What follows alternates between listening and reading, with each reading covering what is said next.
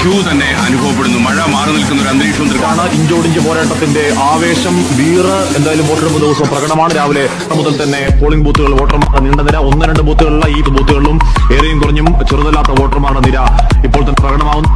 ചെറിയ പോളിംഗ് ശതമാനമേ അല്ല.